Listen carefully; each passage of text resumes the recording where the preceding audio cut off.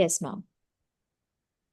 So, namaste everyone, and very good evening to all of you, and welcome you all for joining this workshop. You made a time and you are coming for attending this workshop, which will be very knowledgeable, very insightful as well, because जो आज हम पढ़ने वाले हैं, जो वैदिक astrology को जानते हैं, उनके लिए तो बहुत ही अच्छी चीज़ है, होने वाली है, क्योंकि जो हम ये जो आपका लेके आए हैं वर्कशॉप रेमेडियल एस्ट्रोलॉजी के नाम पर, ये एक्चुअली ऐसी वर्कशॉप है जिससे आपको ये पता लगेगी कि हमारे लिए कर्म करना कितना इंपॉर्टेंट है और रेमेडीज हमारे ज्योतिष में किस तरह से काम करती है, करती भी है कि नहीं भी करती, तो वो भी हमें देखना है। तो ग्रहों को पकड़ेंगे और ग्रहों के आधार पर ही हम रेमेडीज का चुनाव करेंगे। तो जैसे कि आपको पता है कि हमारा जो भाग्य है, तो पिछले कर्मों से ही हमारा भाग्य बनता है। कि अगर मैं कहूँ कि कुंडली का जो नाइन्थ हाउस होता है, देखिए मैं पहले तो ये जानना चाहती हूँ कि कितने लोग यहाँ पे एस्ट्रोलॉजी को जानते हैं। Please raise your hand please. How many of you know about the astrology?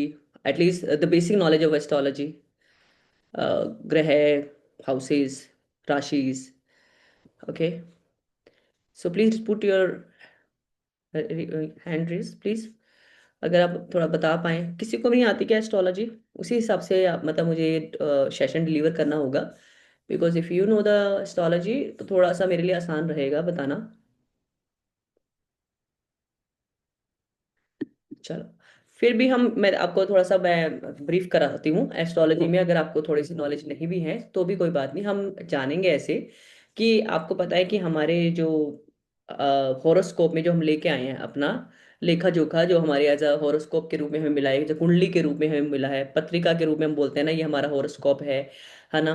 तो उसमें जो आपका जन्म, आपको जो जन्म मिला है, उस जन्म में आपको जो धन मिला है, परिवार मिला है, विद्या मिली है, बुद्धि मिली है, जो ताकत मिली है, जो संतान मिली है, तो जन्म के समय में जो ग्रह गोचर से हमारे जो भाग्य का जो लेखा जोखा है, वो हमें इस जन्म में मिलता है।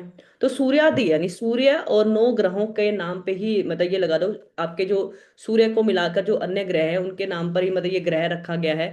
तो ये हमारे ये क्या करते हैं ना, ये जो ग्रह ही हैं, इन ग्रहों के आधार पर ये हमारे कर्म हमें ये कर्म हमें भोगने पड़ते हैं। और हम उस मतलब इन कर्मों को भोगने के लिए, यानी हम क्या करते हैं ना कि अब इन कर्मों से कुछ पाने के लिए अपने पिछले जन्मों से के कर्मों से हमें जो कुछ मिला है उस पर नियंत्रण करने की कोशिश करते हैं, है ना। ऐसे ही करते हैं ना इंसान।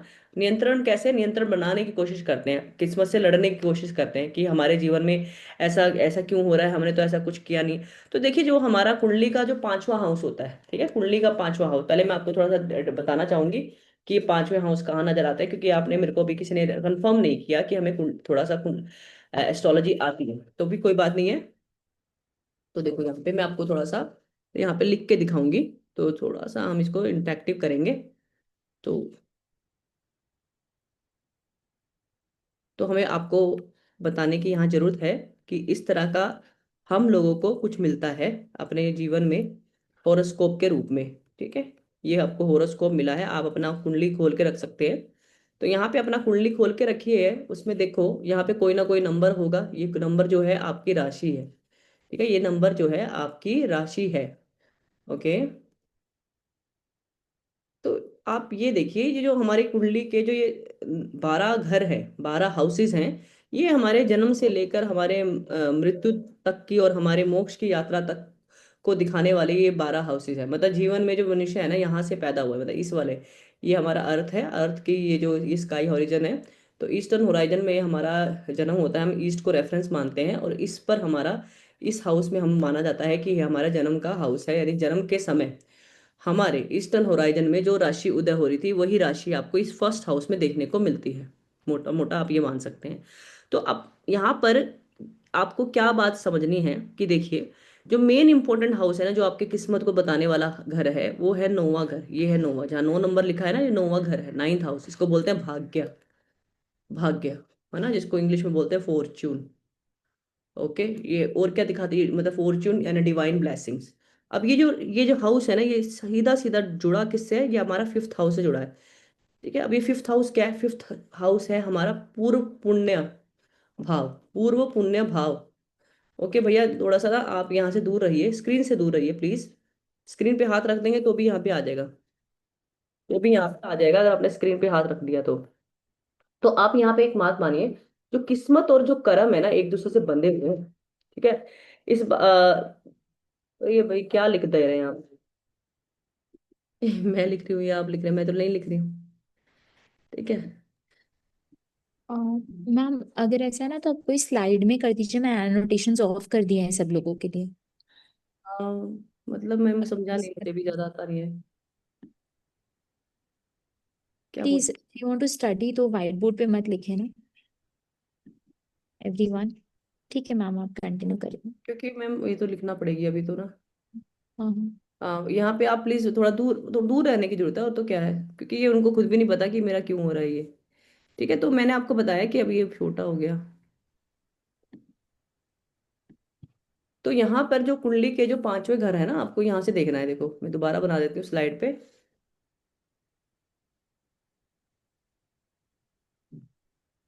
तो यहाँ पर आप देखेंगे, पेन मोटर में, तो यहाँ पे आप देखेंगे कि हमने आपको बताया था कि ये जो हाउस है, ये वाला फिफ्थ हाउस है, 1 2 3 4 5। तो ये हमारे पूर्व जन्म के कर्म है, ठीक है, जिसको हम भोगने आए हैं, और जिसको हम भोगेंगे हमारे, और हम भोग के जो भी हम इस जीवन में कर्म करेंगे वो इन्हीं घरों के अंदर करते चलेंगे। तो नौवें घर से हमारा भाग्य दिखाया जाता है, क्योंकि ये नौवां घर जो होता है हमारा, अगर यहाँ से गिनेंगे 1 2 3 4 5, तो फिफ्थ हाउस से फिफ्थ है। पूर्व जन्म में जो भी किया आपका, जो भी आपके फल है, पूर्व जन्मों के फल है, वो आपको कहाँ मिलने वाले? नौवें घर से। ठीक है। तो अब ये जो लोग कहते हैं एस्ट्रोलॉजी पढ़ के क्या फायदा होता है, तो एस्ट्रोलॉजी पढ़ के एटलीस्ट ये समझ में आ जाता है कि हमारे जो कर्म है, हमारी जो किस्मत है, एक दूसरे से बंधी हुई है। ठीक है। ओके। अगर आपने अच्छे कर्म किए हैं तो इस जन्म में आपको अच्छे, पिछले जन्मों में अच्छे कर्म करके आए हैं तो अच्छा घर, प्रॉपर्टी, धन, संपत्ति, परिवार, सब कुछ आपको अच्छा मिलता है। ठीक है। मेहनत वगैरह तो अलग बात है कि आप कितनी मेहनत की है, कितनी मेहनत नहीं की है, क्योंकि आपने देखा ही है ना, हम लोगों के सामने ही इतने एग्जाम्पल्स हैं कि हम लोगों ने अपने इस लाइफ में कितना बुरा नहीं किया है, पर हमें फिर भी कहीं ना कहीं किसी ना किसी मतलब दुर्भाग्य के चलते कोई ना कोई चीज़ हमें फेस करनी पड़ी है। तो इस चीज को तो आप भूल जाइए कि आपको क्या है ना कि कर्मों से मतलब ये लगा लो कि आपको भाग्य से अधिक बहुत कुछ चीज मिल जाएगी, या वक्त से पहले कुछ मिल जाएगी। तो ऐसा बोला भी जाता है ना कि भाग्य में है तो मिलेगी, और अगर जब टाइम आएगा तभी मिलेगी। ठीक है। तो पर हमारा यहाँ रेमेडियल एस्ट्रोलॉजी पढ़ाने का जो हमारा मेन मकसद ये है कि अगर, ठीक है, आपको ये पता लग जाए कि हमारी जो ग्रह दशाएं हैं, अगर वो हमारे लिए फेवरेबल काम नहीं कर, हमारे प्लेनेट हमारे लिए ठीक काम नहीं करे, अगर हम उनको समझते हुए, उनके कारक तत्वों को समझते हुए अगर हम थोड़ा सा अपने ऊपर काम कर ले, तो जो ना चीज हमें ना मतलब ये लगा लो कि हमें बहुत बड़ा दुख देने वाली थी, वो अब धीरे धीरे टल जाएगी। ठीक है। वो कम हो जाएगी। हमारे जो कर्मा है ना वो भी मैटर करते हैं। ओके, क्रियामान कर्मा बोलते हैं इसको। ओके, डेस्टिनी, जैसे बोलते हैं ना प्रारब्ध। ठीक है, प्रारब्ध समझते हैं? प्रारब्ध मतलब हमारे किए गए पिछले जन्मों के कर्म, और हमारे जो पुरुषार्थ है जो हम इस जन्म में करने वाले हैं। तो जैसे कि एक उल्लेख भी है, तो कहते हैं ना कि जैसे कंस है, कंस को पहले ही भविष्यवाणी कर दी गई थी, ठीक है, कि कृष्णा आपके भांजा के रूप में पैदा होंगे और वही आपका आपका संहार करेंगे, आपका वध करेंगे। पर उसको पता था कि मेरी डेस्टिनी यही है। पर वो लोग क्या कर, उस कंस ने क्या किया, उसने गलत कर्मा करे, उसने और कृष्ण को मारने के लिए बहुत लोग भेजे। ठीक है, भगवान कृष्ण को मारने के लिए। और वो जानता था कि वो भगवान कृष्ण है, फिर भी उसने अपने कर्मों का सुधार नहीं किया। तो वास्तव में हम लोग भी कई बार कंस की तरह एक्ट करते हैं कि हमें पता है कि कोई जो कर्म है, अगर ये करने से हमारे जीवन में अच्छा नहीं होगा, और फिर भी हम उसको करे जा रहे हैं, ठीक है, समझते हुए ईश्वर का चिंतन नहीं कर रहे हैं। आप गलत संगति में पड़े हुए हो, गलत आदतों को पकड़े हुए हो, और वो गलत काम कर रहे हो, तो आप देख लीजिए कि आपके जो पुराने जन्मों के जब कर्म, अच्छे कर्मों के फल जब खत्म हो जाएंगे ना, तो वो आपके फिर वो जो रजिस्टर है ना उसमें बैड कर्मा जो आपके इस जन्मों के जो ऐड होंगे, फिर उसको आपको लाइफ टाइम भोगना पड़ेगा। और अगर यहाँ खत्म हो गए तो ठीक है, जितनी उम्र लेके आए हो, नहीं तो फिर अगले जन्म में भी आपको भोगना पड़ेगा। राइट। तो यहाँ पे आज ये जो एस्ट्रोलॉजी का हमारा कॉन्सेप्ट समझाने का मतलब ये है, कि अपने प्लैनेट्स को समझिए, ठीक है, अपने आप को समझिए, और अपने जो कर्म है, ठीक है, अपने आप को समझिए, और अपने जो कर्म है उसको समझते हुए, दशाओं को समझते हुए, प्लानिटरी सिग्निफिकेंस को समझते हुए आप कुछ उपाय कीजिए, जिसकी वजह से आपके जीवन में जो भी अप्रिय घटित हो रहा है, मतलब जो भी bad things are happening right now, right in right condition, at least वो आप पे कुप्रभाव ना डाले, बहुत बुरा प्रभाव ना डाले। जहाँ पे आपका ये लगा लो कि एक्सीडेंट होना लिखा है, तो थोड़ा चोट लग के आपका काम ठीक हो जाए, ठीक है। तो डेस्टिनी कोई को बदलने वाला कोई भी दुनिया में कोई नहीं। अगर वो कहता है ना मैं तुम्हारी डेस्टिनी बदल दूंगा, तो वो उनको बोला पहले अपनी बदल ले, ठीक है। कोई नहीं बदल सकता डेस्टिनी, ठीक है, ये आपके प्रारब्ध है। तो अपना प्रारब्ध तो आप करना ही पड़ेगा, पर कर्मा अगर आप अच्छे करते हो तो निश्चित रूप से आपकी चीज़ें बहुत बेहतर हो सकती हैं। तो मैं आज विदाउट डूइंग एनी डिले, मैं अब अपना स्लाइड खोल रही हूँ जो आज मुझे पढ़ाना है। तो निश्चित रूप से आज बहुत अच्छा आप सीखने वाले हैं, मज़ा आने वाला है। तो और जो लोग जुड़ना चाहते हैं उनको प्लीज़ अपना शेयर कीजिए। तो देखिए, सबसे पहले ना हम बात करेंगे ना इसमें, जो सबसे पहले बात है हमारी,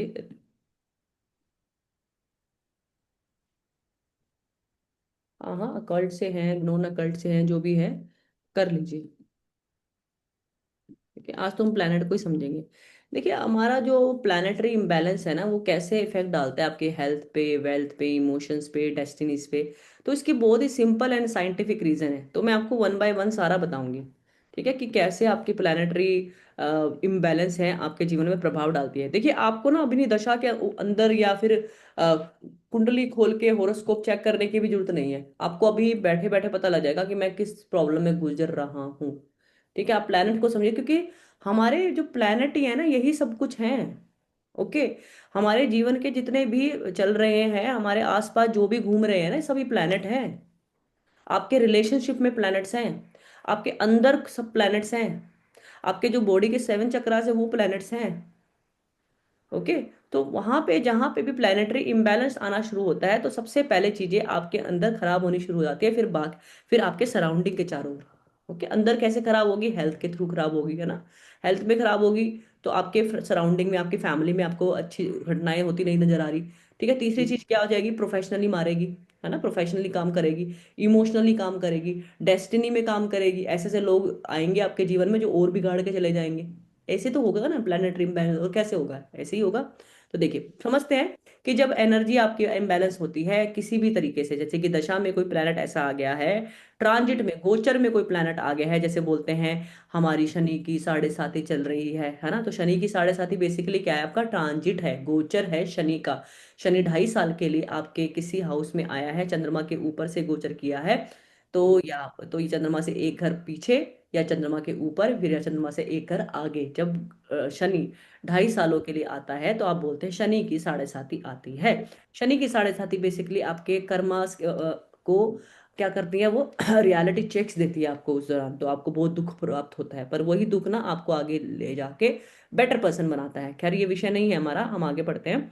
पास कर्मा की वजह से वीक प्लेसमेंट है आपके कुंडली में, न्यूमरोलॉजी की साइकिल है, जैसे हमने कल पढ़ाया था। वैदिक न्यूमरोलॉजी हमने कल ही खत्म किया है।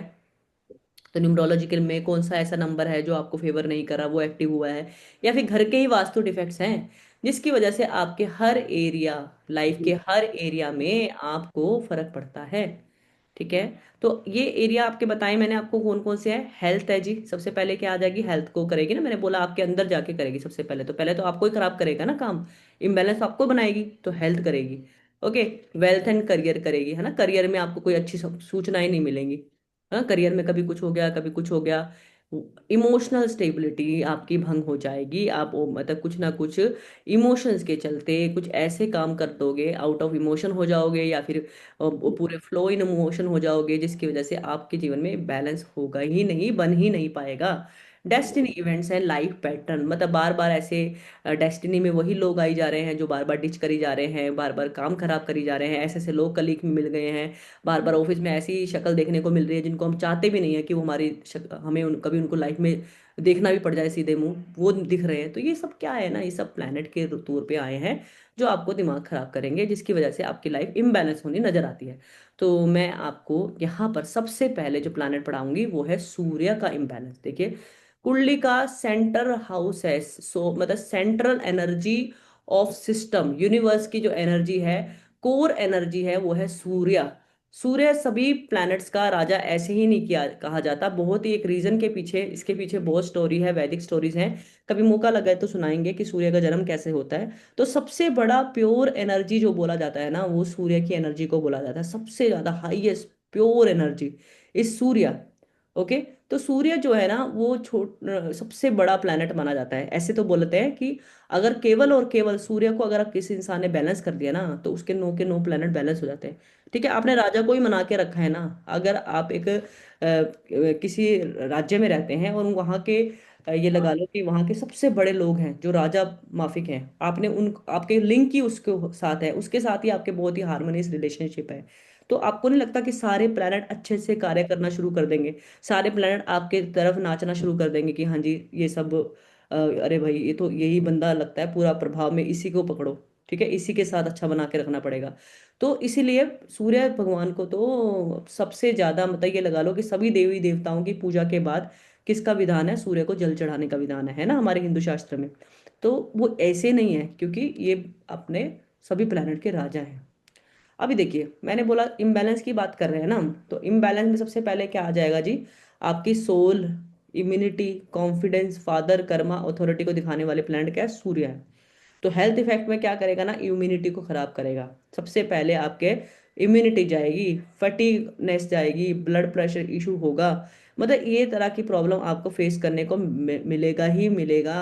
ठीक है, इम्यूनिटी है जी सूर्य, आपका विटामिन डी है सूर्य, हार्ट है आपका, है ना हार्ट, जो आईज का प्रॉब्लम होता है, ठीक है, एक लेफ्ट आईज होता है एक राइट आई, तो राइट आई को दिखाने वाला प्लैनेट सूर्य।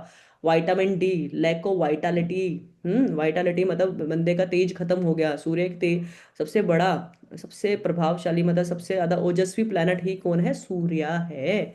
तो सूर्य में, हाँ जी, we can compare with the numerology as well, you can apply numerology anyways. ठीक है, हमने वैदिक जो पढ़ाया है ना वो उसमें होगा। ठीक है, कोई भी डाउट हो पूछ लीजिए, मैं बताती रहूंगी साथ साथ। ठीक है, तो यहाँ पे लैक ऑफ वाइटलिटी होगा, और ये तब भी होगा जी जब वन की एनर्जी डिस्टर्ब है, वन नंबर बहुत ज्यादा है। फिलहाल अभी न्यूमरोलॉजी से बाहर आ जाइए, अभी इसको सूर्य की तरह पढ़ते हैं। ठीक है, पर आप कर सकते हैं, कनेक्ट कर सकते हैं, मैं इसलिए कह रही हूँ ताकि कंफ्यूज ना हो। ठीक है, लाइक ऑफ वाइटलिटी, ओजस्वी प्लैनेट है ना सूर्य, अगर उसके सूर्य ही डिस्टर्ब है तो क्या करेगा ना, वो इंसान को हमेशा थका थका महसूस कराएगा, चेहरे पर तेज ही नहीं है। तो वो वाली जो होता है, चेहरे का तेज खत्म हो गया, बिल्कुल निस्तेज दिखता है, तो इसका मतलब क्या है, सूर्य खराब है इंसान के। तो अभी आप पकड़ लोगे कि सूर्य कैसा है। Wealth effect, instability in career, no recognition, जितना मर्जी कर लो, जितना मर्जी पीछे घूम लो, जितना मर्जी चापलूसी कर लो, रिकॉग्निशन मिल ही नहीं रहा है। Struggle to maintain leadership, leadership तो होता ही नहीं है, दो लोग मतलब काम ही नहीं हो रहा है, लीडरशिप तो अपने लिए स्टैंड लेना नहीं आ रहा। बेसिकली घर में कितना भी अन्याय हो रहा है, अपनी वॉइस आपने दबा दिया, वॉइस तो आपकी है ही नहीं, मतलब नो वॉइस, ना तो आपको कोई समझ पा रहा है, ना ही आपको कोई, मतलब ये लगा लो कि आपको कोई व्यक्ति की बात मतलब कोई आपकी बात सुनना ही नहीं चाह रहा, बेसिकली आपका कोई अस्तित्व ही नहीं लग रहा, आपको लगता है कि why I am existing even, मैं इस धरती पर हूं भी क्यों, क्यों हूं मैं इस धरती पर। ओके, मतलब एग्जिस्टेंस समझ नहीं आ रही है ना। अगर सूर्य आपका सबसे कोर प्लैनेट आपका वीक पड़ जा रहा है, तो आपको तो यही लगेगा ना कि मेरी एग्जिस्टेंस ही नहीं है, मेरे को कोई सुनने वाला ही नहीं है, घर में भी आपको इतना इन्फीरियर फील होगा, इन्फीरियरिटी कॉम्प्लेक्स रहेगा। ओके। तो अगर सूर्य ज्यादा भी है तो कई बार इंसान इतना ईगोइस्टिक हो जाएगा कि वो दूसरे की बात सुनना भी नहीं चाह रहा है। ठीक है, ये भी वाली बात भी है। तो यहाँ पे मैंने बताया आपका सन इम्बैलेंस वेल्थ में, अच्छा वेल्थ में आपका बताया no recognition, loss of authority और पोजीशन, अचानक से सूर्य का ऐसा दशा आया जो आपके लिए फेवरेबल नहीं था। पहले तो कभी आप काम कर रहे थे, अच्छे पद पर काम कर रहे थे, अच्छे पोजीशन पे थे, पर suddenly all of the sudden आपका वो किस प्लैनेट सूर्य ने आपको ऐसा धक्का दिया कि आप सीधा नीचे आके गिरे और फिर उठ नहीं पा रहे हैं। तो कहीं ना कहीं जो आपका सूर्य खराब है तभी आपको ये प्रॉब्लम आती है। सूर्य जिसका अच्छा होता है ना, तो उसको अंदर अगर वो गिर भी जाए ना तो उसके अंदर उठने की कैपेबिलिटी होती है।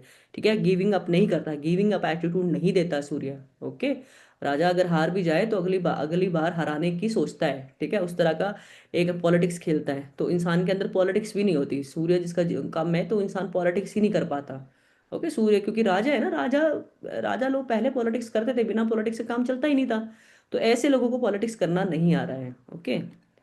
तो सन इम्बैलेंस है, इमोशनल इफेक्ट में बताया ना अभी, ईगो इशू, ईगो कैसा सुनना ही नहीं चाह रहा है ना, मैं ही सब कुछ हूँ, उसको ईगो इतना हो जा रहा है। Okay. Feeling disrespected, feeling disrespected all where, और लोग हंसते भी ज्यादा उनके ऊपर, इस तरह से होता है बेवजह, मतलब उनका मजाक उड़ा दिया जाता है, बेवजह उनके ऊपर हंसी आ जाती है लोगों को। तो वो इस तरह के लोग होते हैं जिसका सूर्य वीक होता है ना। आइडेंटिटी क्राइसिस, है ना, अपनी पोजीशन बनाने के लिए बहुत मेहनत करनी पड़ती है, आइडेंटिटी बनाने के लिए, सेल्फ वर्थ के लिए बहुत शिद्दत के साथ उनको काम करना पड़ता है, तब जाके उनको अपने जीवन में एक रिकग्निशन मिलता है। ओके। तो यहाँ पे और देख सकते हैं डेस्टिनी इवेंट, अब कहते हैं ब्रेक इन गवर्नमेंट सपोर्ट। सबसे पहले डेस्टिनी कहाँ हमारी है, गवर्नमेंट सपोर्ट मिलना बंद हो गया। ठीक है, सूर्य का दशा लगा, सूर्य का दशा में नेगेटिव था, सूर्य आपके लिए प्लेनेट ठीक काम नहीं कर रहा है, सूर्य नीच राशि में बैठा था, या सूर्य शत्रु के घर में बैठा था, या फिर सूर्य के ऊपर मैलेफिक प्रभाव था, मैलेफिक ग्रहों का एस्पेक्ट था। तब ऐसे में आप देखेंगे कि आपको गवर्नमेंट का जैसे छापा नहीं लग जाते, रेड पड़ जाती है। आप किसी गवर्नमेंट, मान लीजिए आप किसी अच्छे पद पे काम कर रहे थे, अचानक से गवर्नमेंट ने ऐसा मारा कि आपकी नौकरी भी गई और साथ साथ आपकी इज्जत भी गई। तो उस तरह से, हालांकि और कोई किसी ऐसे स्कैंडल में पड़ गए, being a government employ you have been caught into the very big and controversial scandals, तो that is also because the imbalance of सूर्य। Father related karmic challenge, okay, पापा से ना बन पाना, पिताजी जैसे होते हैं आपके, उनसे ना बन पाया, क्योंकि सूर्य इज योर फादर, योर, कहते हैं ना, जो हमारे सबसे जो बड़े, जो हम मानते हैं अपने फादर, जो जगत पिता हैं, वो हमारे सूर्य देव ही हैं। तो उनसे ही नहीं बन पा रही, और इसके चलते आप बहुत ही कार्मिक चैलेंजेस फेस कर रहे हो अपने लाइफ में, क्योंकि अपने घर में ही अपने फादर से नहीं बन पा रही, आर्ग्यूमेंट्स हो रहे हैं, विवाद हो रहे हैं, तो क्या ही कहेंगे फिर। तो सूर्य का बिग टाइम आपका इम्बैलेंस माना जाता है। Delay in success due to weak will power, okay, मैंने बोला ना, गिविंग अप एटीट्यूड हो, मतलब वो गिव अप कर जाएंगे, तो विल पावर तो है ही नहीं इंसान के अंदर, तो सक्सेस तो कोसों दूर चली गई। ठीक है। तो मैंने बोला कि आएगी तो बहुत मेहनत करा के आएगी। ठीक है। तो अभी मैं बोल रही हूँ कि ये तो चलो हमने पढ़ा, ये ऐसे इम्बैलेंस होता है, पर ये होता ही क्यों है, why does it happen. Okay, कि देखिए, अगर सूर्य का ऐसा है तो ये हो भी क्यों रहा है, क्यों होता है ऐसा, तो पढ़ते हैं इसके बारे में। देखो, सन का इम्बैलेंस होना, लॉस ऑफ इनर लाइट, जैसे कि आपके अंदर है ना एक, सूर्य किसका कारक है, आपके अंदर की ज्योति का, अंदर के प्रकाश का। अगर आपकी आत्मा ही मर चुकी है, आपकी सोल एनर्जी ने ही आपको नो कहना शुरू कर दिया है, तो आपको नहीं लगता कि फिर तो आपको लाइफ में कुछ मतलब सोचने तक की जरूरत नहीं है। एक मिनट सर, मैं एक मिनट पॉज लूंगी इनमें।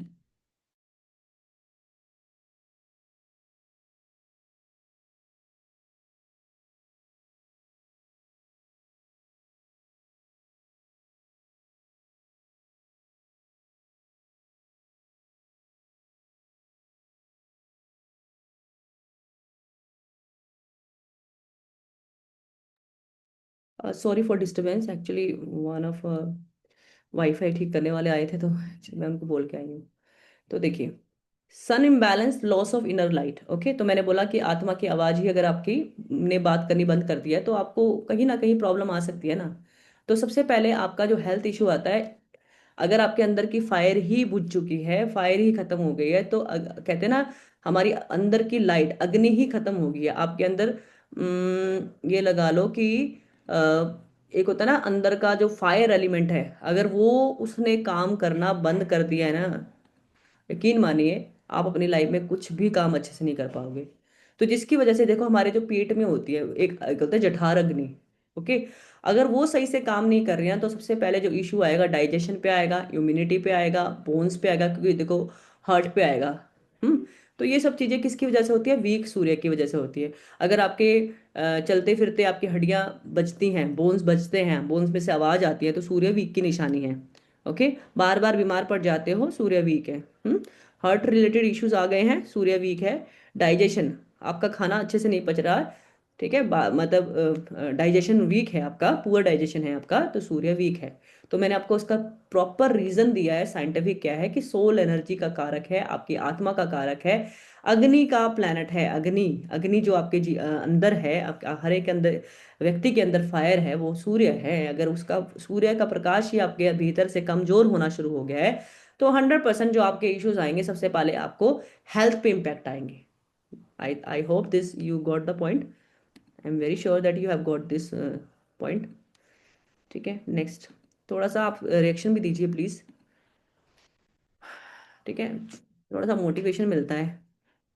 वेल सफर बिकॉज, अभी वेल्थ क्यों सफर करता है, देखो, सफर वेल्थ क्यों करता है, कॉन्फिडेंस बिकम इनकंसिस्टेंट, काम करूं कि ना करूं, पता नहीं, करूंगा तो पता नहीं, मतलब डाउट्स अगर आपके जीवन में आ रहे हैं, आपके जो एफर्ट्स इनकंसिस्टेंटली काम कर रहे हैं किसी चीज को लेके, तो आपको लगता है रिजल्ट्स आएंगे।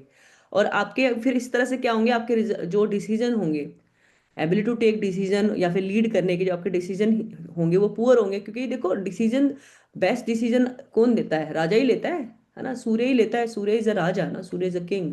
तो अगर आपके डिसीजन ही पुअर हैं, लीड तो आप क्या ही करोगे। तो इसकी वजह से आपकी जो वेल्थ है वो बन ही नहीं पाएगी, आप एक एक मंजिल अपनी अपने एक गोल आप उसको अचीव ही नहीं कर पाओगे, तो जिस वजह से आपके प्रोफेशनली आप अनस्टेबल होंगे, hence wealth can be, you know wealth can be affected. Okay, जैसे कि आपने कहीं पुअर इन्वेस्टमेंट कर दी, ऐसी जगह इन्वेस्टमेंट कर दी पुअर डिसीजन की वजह से, जिसकी वजह से जो रहा सहा था, जो भी आपने कमाया था वो खत्म कर डाला। तो ये भी तो देखिए ना, आप इस तरह से होता है। तो इमोशनल सफर्स, क्योंकि आपको हर चीज इमोशनली सफर कैसे करते हैं पता है, ये जो सूर्य जिसके वीक होते हैं वो ना हर एक से पूछते हैं ये मेरा कैसे रहेगा, जैसे अभी कुछ काम करना है का है ना, उसको स्टार्ट ही करना है, कुछ नया चीज उसको दिमाग में आया, उसने जाके चार लोगों को बताया, चार लोगों से वैलिडेट लिया, वैलिडेशन चाहिए, दे रिक्वायर वैलिडेशन है, whether I am doing right और whether I am doing wrong. तो उनको वैलिडेशन क्यों चाहिए, आपको लगता है सूर्य अगर मान लो राजा है, तो राजा को किसी से वैलिडेशन चाहिए, राजा करता तो वही है ना जो उसका मन कहता है, राजा doesn't require, king doesn't require any validation from anybody else, right. ठीक है, वो तो काम करवाता है। तो इसका मतलब सूर्य वीक है इमोशनली, फिर क्या करेगा, सफर करेगा, क्योंकि लोग फिर उसकी इज्जत नहीं करेंगे। अगर आपको सबसे वैलिडेशन चाहिए ना, तो लोग, do you think that people would respect you, never. Okay, so जो आपको करना है, just be like yourself, जो आपको कर अपने अंदर की आवाज़ सुनिए, गट फीलिंग को ध्यान रखते हुए आप अगर काम करते हैं, अपने डिसीजन से काम करते हैं, तो ही आपकी चीज़ें सही हो सकती है, बेटर डिसीजन ले सकते हो। हाँ, आप बात कर सकते हैं, ऑब्जर्व कर सकते हैं, पर अपने बारे में नहीं बताना है आपको कि मैं ये कर रहा हूँ बताइए कैसा है, तो वहां पे सूर्य खराब कर देगा आपको। इसी तरह देखो सन इम्बैलेंस है, तो सबसे पहले देखो मैं आपको यहाँ बताऊंगी डेस्टिनी शिफ्ट। इसका मतलब क्या हुआ destiny shift, because a weak sun attract people who dominate, जैसे मैंने बोला था डेस्टिनी शिफ्ट भी होते हैं। तो क्यों होता है जी, क्योंकि वीक सन जो होता है ना अट्रैक्ट करता है people who dominate you. Okay, जो सूर्य जो अगर वीक होगा ना, तो आप देखना आपके आसपास ही ऐसे लोग मिलेंगे जो आपको डोमिनेट करने वाले होंगे। ठीक है, फॉर एग्जाम्पल हो सकता है कि आप ना प्रोफेशनली बहुत अच्छा कर रहे हो, बहुत राइज कर रहे हो, ठीक है, पर आप घर में आते हो ना, आपका घर में घुसने का मन नहीं करता। आपको हस्बैंड ऐसा मिला है या वाइफ ऐसी मिली है जो इज्जत ही नहीं कर रही, हर टाइम इज्जत उतारने में लगे हुए हैं, मतलब हर जगह, मतलब कहीं भी उसको समझ नहीं आ रहा कैसे बोलना है, अपने हस्बैंड के साथ कैसे बोलना है अपने, और हस्बैंड को ये समझ नहीं आ रहा वाइफ के साथ कैसे बोलना है। इज्जत छोड़ो, मतलब उसके हाथ तो बैठना उठना मुश्किल हो गया है ना, डोमिनेट करने वाले लोग मिल गए आपको अपने जीवन में। तो वो आपका डेस्टिनी इस तरह से शिफ्ट कर देगा, अगर सूर्य इम्बैलेंस है। या फिर आपके घर में तो सब ठीक है, घर में तो हार्मनी है, पर बाहर गए हैं, अभी वहां पे लोग ऐसे मिले हैं जो हर टाइम मतलब एवरी टाइम बॉस आपका ये लगा लो कि सुबह आप ऑफिस गए हैं और फिर शाम को भी घर आए हैं, तो बार बार कॉल पे कॉल, और इतना इतना डोमिनेट कर रहा है कि आपका मन करता है कि मैं तो भाई क्यों ही कर रहा हूँ ये जॉब, क्यों ही मैं, मतलब ये मेरा लाइफ ऐसा क्यों है, ऐसे लोग मुझे क्यों मिले हैं। और ऐसा नहीं कि आप एक कंपनी छोड़ देंगे तो हो जाएगा ठीक।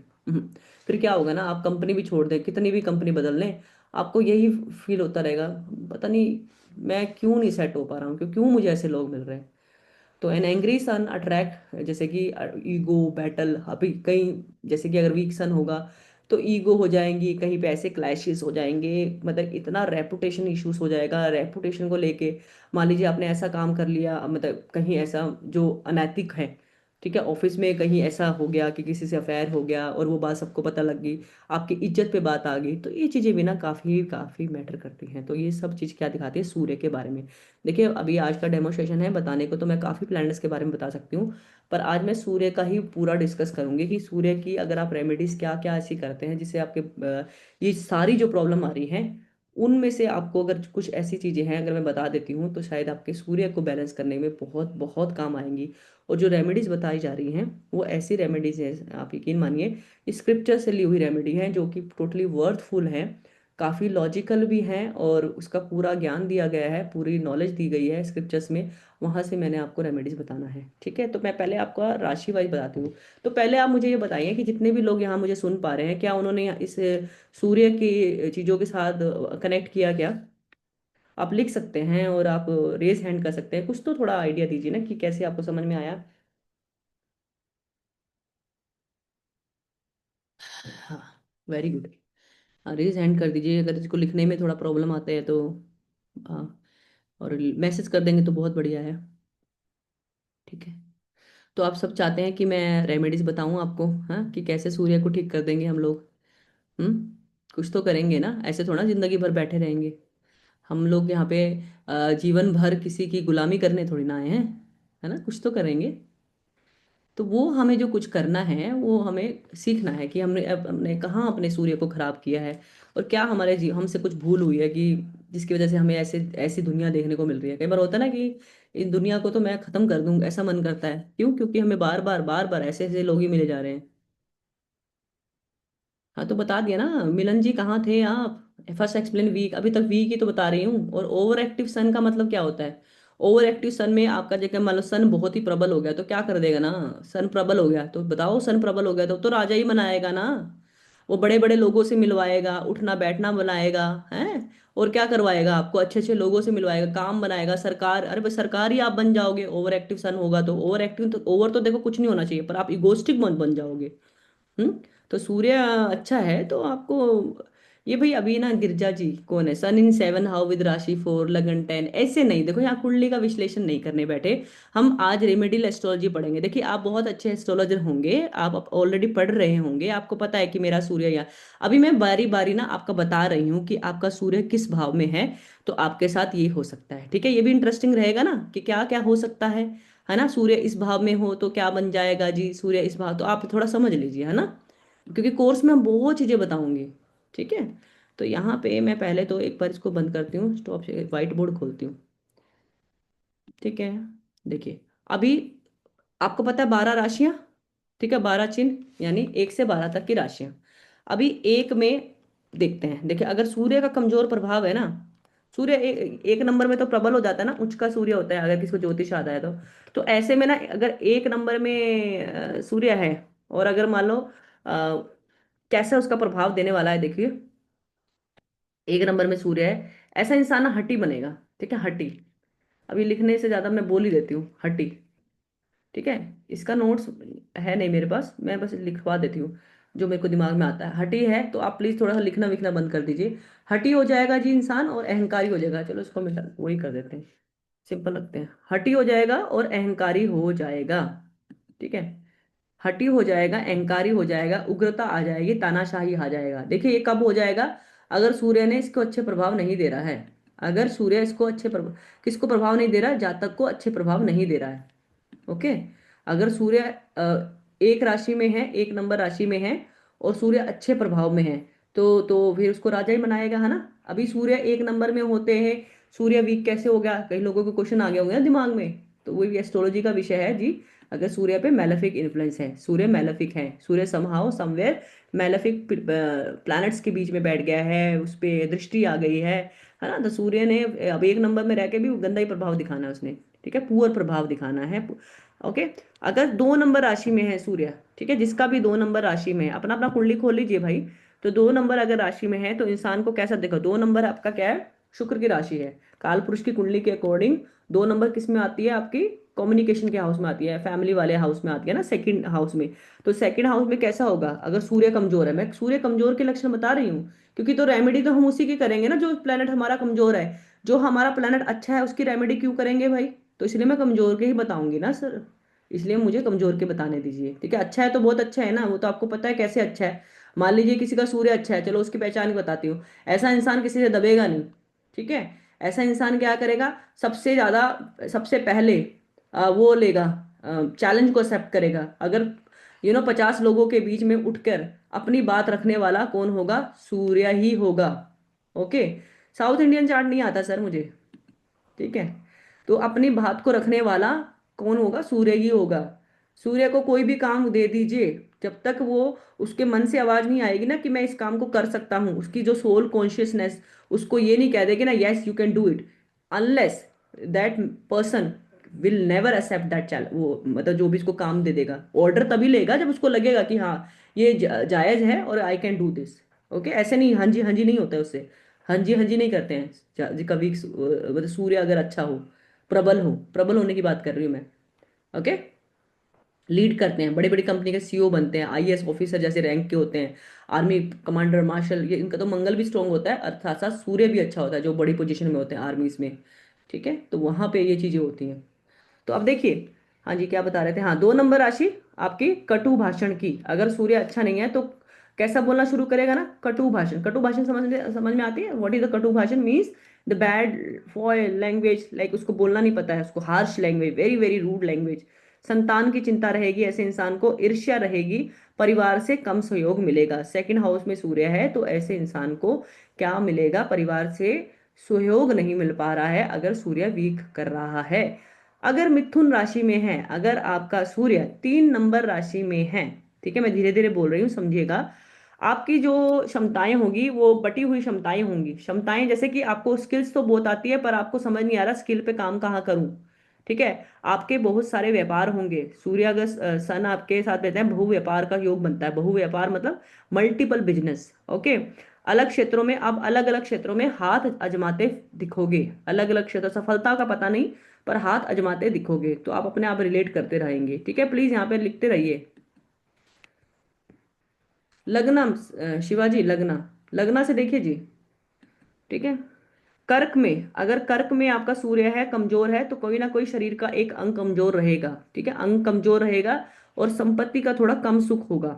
ठीक है, संपत्ति का कम सुख मतलब जैसे कि सूर्य फोर्थ हाउस में, अगर फोर्थ नंबर राशि में सूर्य है, काल पुरुष की कुंडली के अकॉर्डिंग चार चौथे घर में इसकी चौथा घर माना जाता है, तो आपको हो सकता है कि सूर्य अगर 4 में है तो ऐसा इंसान को पीसफुल अंदर से थोड़ा कम महसूस होता है। ओके, अपना कमाई हुई संपत्ति का भी सुख वो ज्यादा अच्छे से ले नहीं पाते हैं, हताशा रहती है, हीन भावना रहती है। ओके, हताशा, हताशा मतलब disappointment kind of things they people must face in their life. अभी सूर्य किस में है, लियो में है। ओके, लियो में होके अभी अगर वो थोड़ा क्या हो गया वीक, अगर सूर्य वीक के प्रभाव दे रहा है तो टीम भावना की कमी होगी। ठीक है, सूर्य 5 नंबर साइन तो लियो का है, स्वयं की राशि है।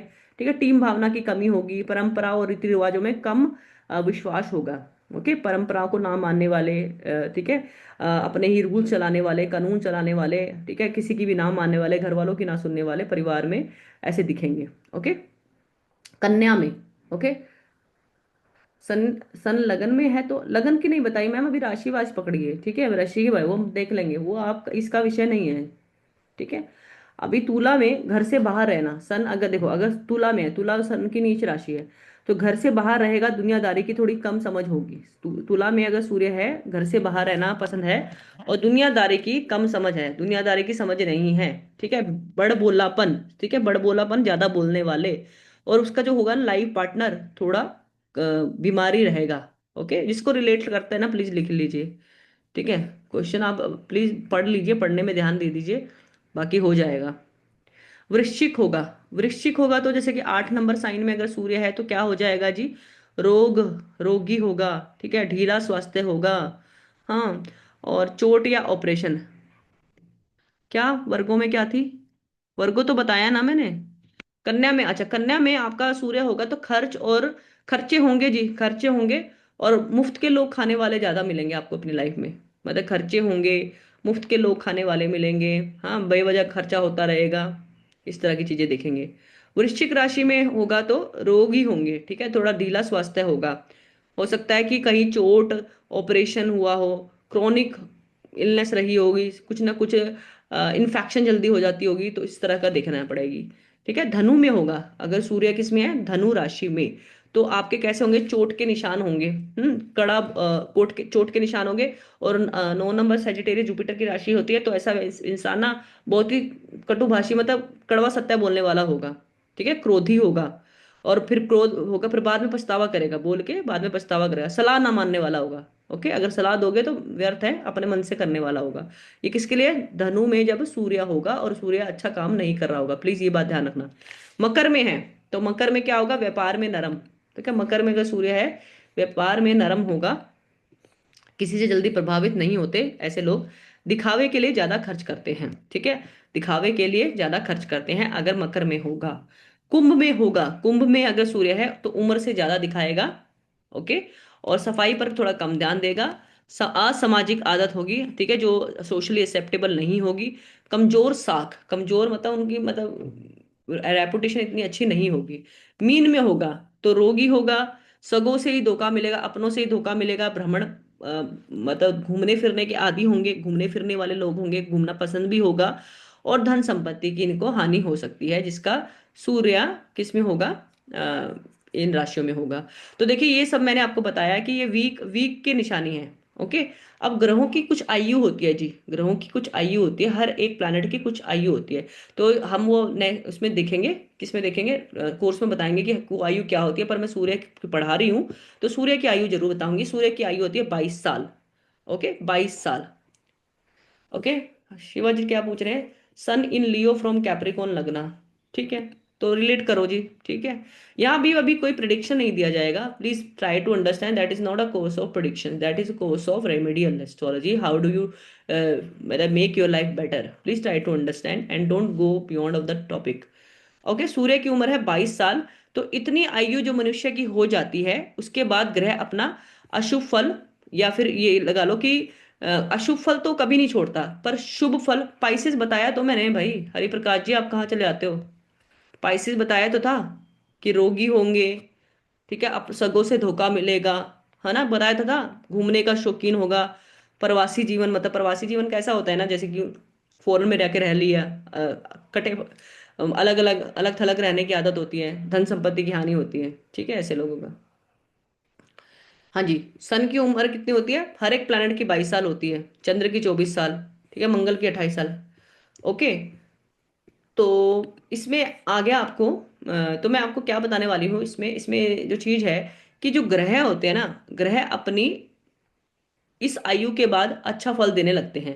अगर मान लो सूर्य कुंडली में अच्छा बैठा है तो 22 साल के बाद आपको अच्छा योग देखने को मिल जाता है। सूर्य काफी प्लैनेट के साथ बैठा है, तो मान लो 3 प्लैनेट के साथ बैठा है, तो तीनों की आयु जोड़कर उसका औसत लेते हैं, यानी एवरेज लेते हैं। एवरेज लेके जो आयु निकलती है उसके बाद ग्रहों ने अच्छा फल देना शुरू करते हैं। पर कब, जब अच्छा फल देना होगा, पर बुरा फल देना भी कभी नहीं छोड़ते। ठीक है, तो ये है। अब इसके बाद हम पढ़ेंगे कि सूर्य के हमें मतलब हमें साधारण से उपाय, मतलब जो ऐसे उपाय जो हर एक व्यक्ति विशेष को करने ही चाहिए। ठीक है, ये लगा लो कि कहते हैं किसी भी ग्रह का आप उपाय करो, पर उपाय किस, मान लो आपकी किसी एस्ट्रोलॉजी ने बोला कि आपके इस ग्रह प्लैनेट की दशा है और ये आपके लिए अच्छा फेवरेबल काम नहीं कर रहा, इसके मंत्र करने, इसके मंत्र कर लो, मतलब उसी प्लैनेट के जिसके आपके अच्छी दशा नहीं चल रही। पर साथ साथ आप ये ध्यान रखिएगा कि सूर्य को आपको खुश करना बहुत जरूरी है। सूर्य के मंत्र पढ़ने, सूर्य का सर्वसाधारण उपाय करने आपके जीवन के लिए बहुत बहुत ज्यादा इंपॉर्टेंट है। क्योंकि मैंने अभी आपको एक बेसिक सी चीज बताई ना, कि आपको अगर कहीं रहना है तो आप उस घर के, उस जगह के, उस किंगडम के राजा से आप दुश्मनी नहीं कर सकते। तो आप अपना जीवन जो लेके आए हैं, इस धरती पर जो लेके आए हैं, तो उसके आपको उपाय करने ही पड़ेंगे। तो सबसे छोटा सा उपाय है जो हम लोग करते हैं, तांबे के बर्तन में अगर आप रात भर पानी भर कर रखते हैं और सुबह पीते हैं इसको, दिन में सादा पानी घुट भर भर के पीते हैं, तो ये भी सूर्य का अच्छा उपाय है। देखो सूर्य का जो मेटल है वो है तांबा, है ना, कॉपर। तो उसको आप करें। ठीक है, तो आपको जैसे कि सुबह जब आप उठते हैं, ठीक है, आप अपने जब आप क्या बोलते हैं, नहा धो लेते हैं, आप सारा काम कर लेते हैं, अपना सारी पूजा पूजा कर लेते हैं, मतलब आप पूजा से मुक्त हो जाते हैं, जैसे वो आपके जो भी आप इष्ट देव को मानते हैं उनकी पूजा कर लेते हैं। तो उसके बाद आपके लिए अति आवश्यक है कि आप करें, भगवान सूर्य देव का चिंतन जरूर करें। आप पूर्व दिशा की तरफ जाइए, ठीक है, पूर्व में, क्योंकि सूर्य उदय होते हैं, पूर्व की दिशा में जाइए। गायत्री मंत्र का अब आपको उच्चारण करना है। देखिए आपका गायत्री मंत्र इतना इंपॉर्टेंट क्यों है, क्योंकि कहते हैं कि ऐसा माना जाता है, ऋषि मुनियों का मानना है कि गायत्री मंत्र के अंदर ही मतलब सबसे बड़ी साधना छुपी हुई है सूर्य की। तो अगर आप उसका जो जाप करते हैं गायत्री मंत्र को, अगर 10 बार, गिनती के 10 या 28 बार जाप करने को बोला गया है, या फिर आपको 108 बार अगर सिर्फ ओम ओम नाम भी जपते हैं, और अब तो भी आप मतलब सूर्य को जब जल देते हैं इस उस टाइम, तो भी आप सूर्य के काफी मैलेफिक जो फैक्टर्स हैं उसको आप वो कर सकते हैं, नलीफाई कर सकते हैं। ठीक है, आपको यही है कि सूर्य के अंदर अगर आपका सूर्य की दशा आ रही है और घर में जिस घर में आप रहते हो वो घर आपका बिल्कुल डार्क है, कोई धूप आने की व्यवस्था ही नहीं है, तो पता है आपको सूर्य के कितने नेगेटिव रिजल्ट आएंगे। सबसे पहले नेगेटिव रिजल्ट मानते हो क्या होगा? आपकी ना रेपुटेशन खराब होने लग जाएगी। ठीक है, रेपुटेशन कैसे होता है? ऐसा धब्बा लग जाना जो आपने कभी सोचा नहीं होगा कि ये तो काम मैं नहीं कर सकता, पर फिर भी ऐसा मेरे साथ हो रहा है। ठीक है, तो ये आपने देखना है कि आपके घर में जो रोशनी आने का प्रबंध होना चाहिए, सूर्य की प्रॉपर रोशनी, सनलाइट आपके घर में आनी ही चाहिए। रात को जब आप सोते हैं, बिस्तर पर लेटते हैं, जो सुबह आपने जो मंत्र पढ़ा है, सपोज आपने गायत्री मंत्र पढ़ा है, तो आप जैसे 10 बार पढ़ा है, 28 बार पढ़ा है, या फिर सिर्फ 108 बार आप ओम करते हुए आपने जल अर्घ दिया है सूर्य भगवान को, तो आपको वही मंत्र का जाप करते हुए आपको सोना है, बिस्तर पे जाना है। ठीक है, तो ये आपको करना है। और अगर मान लो जैसे कि कई होते हैं कि जैसे कि आपको क्या बताएं आपको, हाँ, इसका गायत्री का आप वो भी हवन भी करा सकते हैं। ठीक है, हवन भी करा सकते हैं। जैसे कि संक्रांति, अगर रो देखो कहते हैं कि 11 आहुति तो आप दीजिए एवरीडे, अगर आपका पॉसिबल है कि अगर हवन करते हैं आप लोग, तो 11 आहुति आप ये गायत्री मंत्र के बोलते हुए सूर्य भगवान को का चिंतन करते हुए आप दे सकते हैं। तो यहाँ पे आपको ये चीजें कुछ ऐसे करनी है। ठीक है, अगर मैं दान की बात करूं, दान में क्या करनी है आपको, दान में क्या कर सकते हैं, तो दान में आपको सूर्य के आर्टिकल्स हैं, ठीक है, उसको आपको क्या करना है, इसको आप प्रसन्न करने, सूर्य भगवान को प्रसन्न करने के लिए इसको आप दान करें। जैसे कि संभव हो नारियल की गिरी, बादाम, गेहूं का दलिया, सूजी, मसूर की दाल, गुड़, पीली शक्कर, देसी खांड, देसी घी, गरम मसाला, सप्ताह में 1 या 2 बार। ठीक है, 1 या 2 बार किसी ना किसी तरह से आपको उसको खाना है, खिलाना है और बांटना है, यानी दान करना है आपको। ओके, किसी भी तरह का दान नहीं लेना। सूर्य अगर वीक है तो आपको किसी तरह से दान नहीं लेना।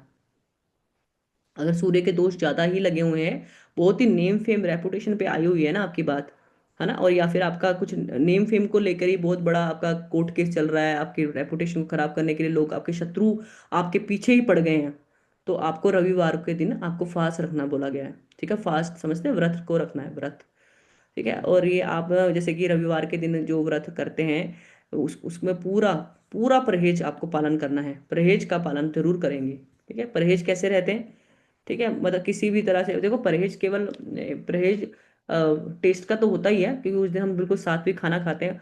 मन, वचन, कर्म और वाणी, तीनों से अगर आप मतलब इन सभी चीजों के चलते अगर आप व्रत का संयम से, मतलब बड़े पेशेंस से अगर आप व्रत रखते हैं, तभी इसका कोई फल आपको मिलता है, अदरवाइज तो मुश्किल है, फिर क्या जरूरत है व्रत रखने की, है ना। ठीक है, एक बार भोजन करने का विधान है, तो एक बार आप भोजन कर सकते हैं। ओके, वैसे तो कहते हैं सूर्यास्त के बाद भोजन नहीं करना, इस व्रत में सूर्यास्त के बाद भोजन नहीं करना।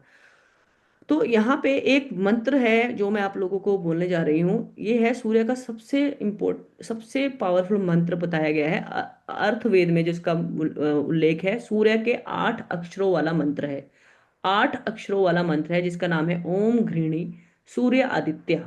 ओम घृणी सूर्य आदित्य, अगर इसमें आप देखेंगे कि 8 शब्द हैं, 8 लेटर हैं, हिंदी शब्द के 8 लेटर है, इसलिए बोलते हैं 8 अक्षरों वाला बहुत शक्तिशाली मंत्र बताया गया है। ये जपने में आसान भी है और बहुत से दोषों का निवारण भी करता है। सूर्य के जो प्रबल दोष आ रहे हैं आपकी कुंडली में, पत्रिका में, तो सूर्य के सबसे जो पावरफुल जो मंत्र माना जाता है वो इसको बताया गया, अर्थवेद में से लाया गया है ये मंत्र। और इसको मतलब ये लगा लो कि अगर आप जप कर सकते हैं, सुबह भी कर सकते हैं, दोपहर में भी कर सकते हैं, तीनों शाम में भी कर सकते हैं, जो तीनों जो इसकी पहर होते हैं, 3 पहर होते हैं जो हमारे, उसमें आप तीनों पहर में आपको ये व्रत करना चाहिए, जिससे जो सूर्य के छोटे छोटे मतलब जो भी आपके जीवन में जो भी बाधाएं आती हैं, हाँ मैं इसको स्क्रीन में लिख देती हूँ सर, बिल्कुल लिख देती हूँ, हिंदी देख लेना, आपको भेज भी देंगे। ठीक है, ये है जी ओम, ठीक है, घृणी, हिंदी सही है मेरी, घृणी सूर्य, सूर्य आदित्य। ठीक है जी, ओम घृणी सूर्य आदित्य, ये है जी, इसका आपको उच्चारण करना है। और अगर घर में है, मान लो आप वर्क फ्रॉम होम करते हैं, भगवान में पूरी आस्था रखते हैं, दोपहर के टाइम पे घर पे हैं, तो सूर्य की ओर मुंह करके जपने पे ये खासा फल देता है। ओके, तो ये आपको इस तरह से देखना है सर, कि ये आपको जीवन में इस तरह से आपके जीवन में अच्छा करता है। मंत्रों की शक्ति बहुत ज्यादा होती है। ठीक है, तो व्रत तो मैंने आपको बताया ही है। ठीक है, अगर हाँ, इसका धातु क्या होता है, इसका जो मेटल होता है रूबी होता है। ओके, मेटल क्या है इसका, रूबी। पर रूबी अफोर्ड करना सबके बस की बात नहीं है। सॉरी, इसका रत्न जो होता है वो रूबी होता है। तो जो इसका रत्न, तो शरीर को छूते हुए आप इसको डलवा सकते हैं। ठीक है, सोना चांदी या त्रिधातु में, अष्ट धातु में भी डलवा सकते हैं। ठीक है, वो आपको देखना है कि आपकी जेब कितनी अलाउ करती है, पॉकेट कितने अलाउ करती है। फिर भी रत्नों का तो देखो, ये बताया गया कि रत्न में भी आपको ना थोड़ा सा सोच समझ के डालना चाहिए, पूरा विश्लेषण करवा के अगर डालने का मन कर रहा है। तो रत्न अगर पहनना है, किसी कारण से आपको मुनासिब ना हो, तो आप कोई ना कोई इसका धातु पहन सकते हैं। जैसे तांबा और सोना, ये दोनों ही सूर्य की धातु हैं, सूर्य का मेटल है। तो अपने शरीर में ना आप सूर्य की चीजों को ग्रहण करना अच्छा है आपके लिए बहुत ज्यादा। तो आप सूर्य का ना ये, क्या बोला था अभी मैंने, तांबा और अपना ये सोना जरूर पहने। ठीक है, व्यक्तियों को सोना जरूर पहनना चाहिए। ठीक है, सोना बहुत जरूरी चीज है, बहुत जरूरी।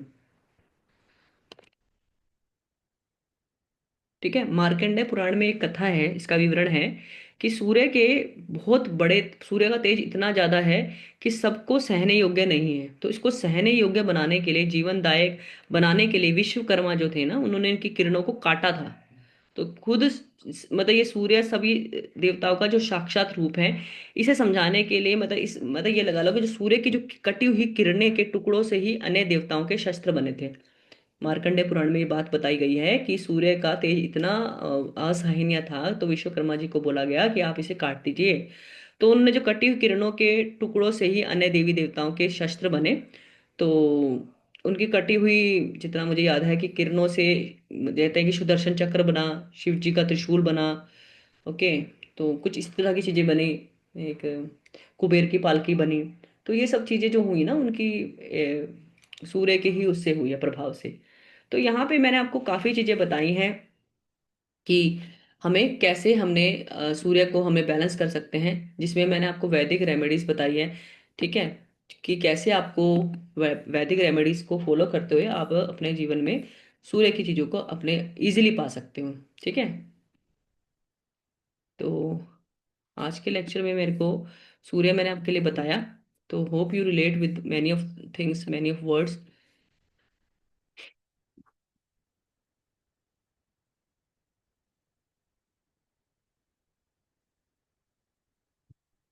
देखिए, सन लग्न है तो ठीक है, लगन तो अच्छा ही काम करता है। अब ये देखिए सूर्य कौन सी राशि में गया है।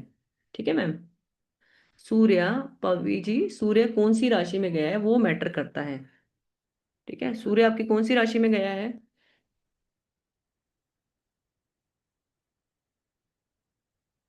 तो मीन राशि में आप देखिए, मीन राशि में धन का नुकसान होता है, अपनों से थोड़ा सहयोग मिलने में प्रॉब्लम होती है, अपने ही लोग थोड़ा सा आपको कष्ट देने में पूरे तरह से रोल प्ले करते हैं, कुछ ऐसी चीजें होती हैं आपके साथ, हुई भी होंगी।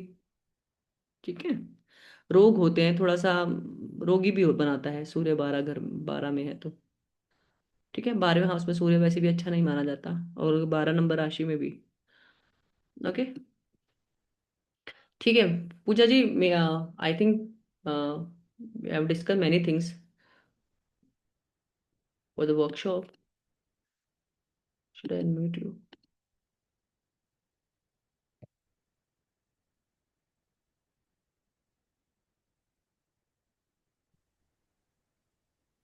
Yes, so am I Audible?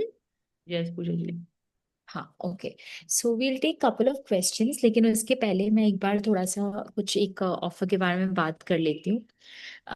सो जैसा कि आप सबको पता है कि आज तो सिर्फ एक ट्रेलर था, देयर इज ओनली